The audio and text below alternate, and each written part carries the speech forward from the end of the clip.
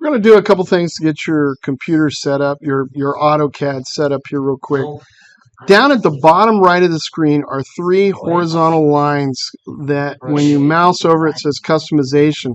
Click on the customization. You want to make certain that you have coordinates checked, that you have dynamic input checked, and that you have units checked.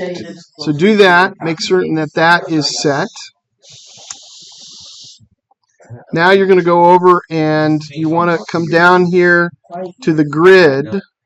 You see when you mouse over it, it's got 9 dots in 3 vertical, 3 horizontal. And when you right click on that, snap settings, you're going to go into object snap. And then you want to make certain that nothing is checked. You want to clear all, and we're going to click OK on that.